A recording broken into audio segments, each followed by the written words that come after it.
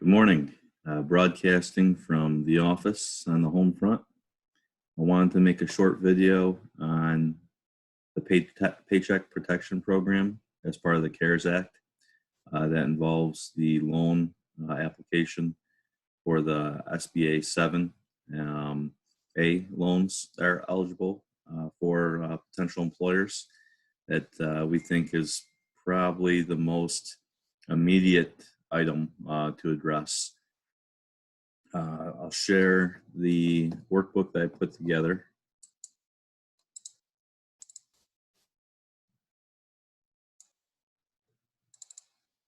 To help us calculate this component. So really there's three calculations in general. How much of a loan can you actually request as the first item. This here is just a summary worksheet. So when we get everything done in this workbook, all the main items will come to this. If things are in blue in this workbook, they're calculated tabs. They're calculated cells rather. And do your best not to put anything in there because it's pulling from somewhere else. So the first tab, loan request tab. Here, basically it's going to be your payroll costs over the last 12 months. Take an average of the last 12 months of your payroll costs, and these are all the items that are deemed to be payroll costs. Two things to note: it doesn't seem that payroll taxes is included in that number, either for the payroll costs or for independent contractors on an annual basis. That excess gets excluded from these numbers. So you figure out what the last 12 months are, pull them in together, divide by 12, multiply by 2.5. That's the maximum loan request that you're going to be eligible for in making your request to the SBA. Also, if you had already requested a loan after January 31, 2020 under SBA as part of an emergency type of a loan or a disaster loan, then you can refinance this as part of the SBA 7A loan request. So this is the first step. How much loan can you receive, right? General idea would be you don't know how much you need. So if you think that you qualify, and we think that there's a strong case for many businesses to qualify, to try to obtain as much as you can. There's $349 billion, billion with a B, available to small businesses. But the max that you can take is $10 million. But again, you're limited to this calculation. So I think the general idea would be when the process becomes available through the SBA, which should be at a minimum 2 weeks from the passage of the act, which was this past Friday, March 27th. So 2 weeks from then, there should be a process available that will be communicated one way or the other through a banker, or you reach out to your banker, or we'll figure it out as well, possibly. So this is the first step: is get the loan, get the money, and generally the money should ideally be put in overnight. Ideally, will that happen? I don't know. Maybe it'll take a week, but ideally it's coming directly from the Treasury, and it should be an overnight type of situation. So next, the monies that you receive as part of the loan, what can you use them for?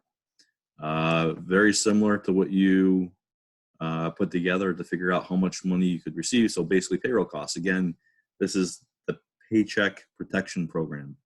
So the idea here is to keep people employed during this period. So here, what can you use the money for? The payroll. It's also, you can note too, retirement, right? Retirement costs, payment for retirement benefits, payment for health insurance. It's pretty unique. Interest on mortgage obligations, rent with a lease agreement that was in existence before you applied for the loan, utilities, including internet and phone, interest on pre-existing debt obligations.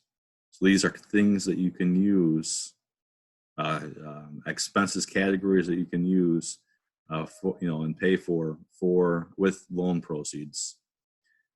This, again, the covered period is through June 30th, 2020. So you apply April 1st, you can use the monies, through June 30th for these items.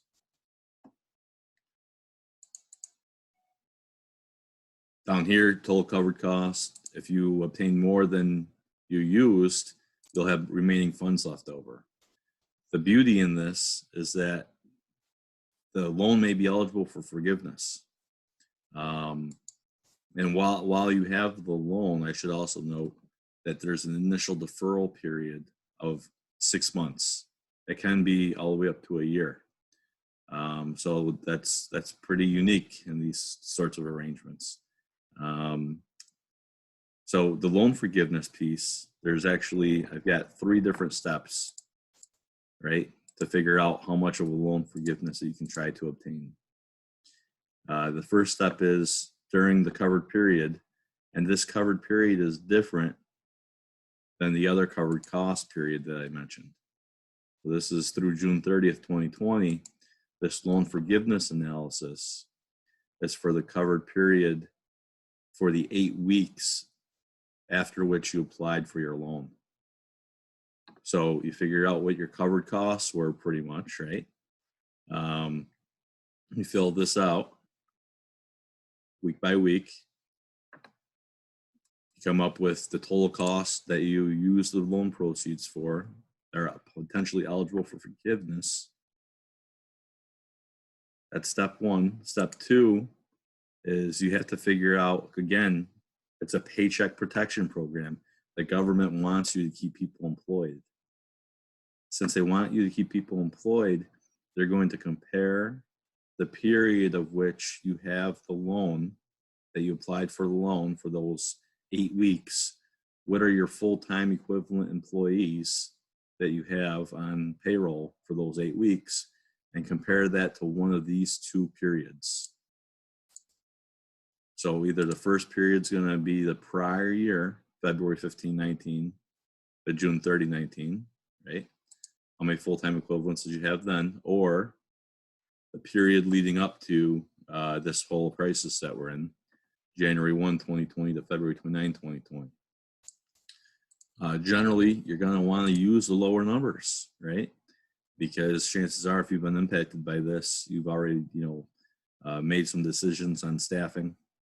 And if anything, that's going to be in the recent couple of months, so if not, either way, you're going to want to use a smaller one to help yourself out.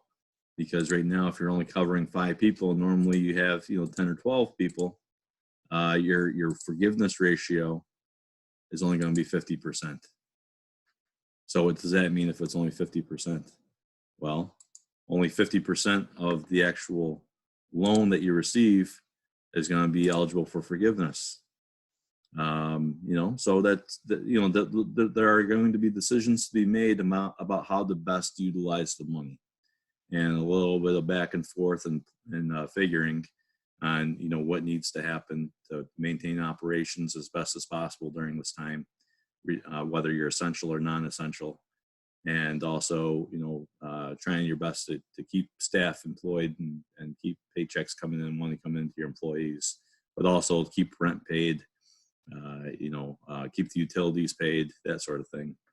So if you do have a component of a loan that is not forgiven, you're going to be eligible to repay that loan over a period of 10 years at 4%, which is still a very good deal.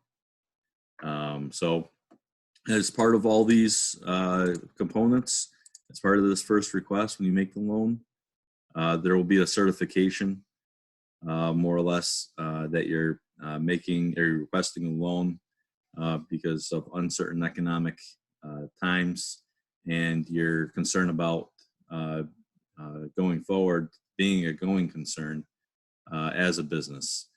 We can get into the regs more on a case-by-case basis to see, who fits this criteria. But it seems to me that there's good potential that you're going to be eligible to apply for this loan program. And if you can get it forgiven, generally you can cover your payroll costs for, at least 2 months, 2.5 months. So it seems like it's going to at least at minimum cover cost. And if you're actually in business and still producing some revenue, it'll help you get back to where you would normally be, because maybe your revenue has dropped off based on the situation that we're in currently from an economic standpoint. So I hope this is helpful, and I'm sure we'll be in touch on a case-by-case basis, whether internally or with clients.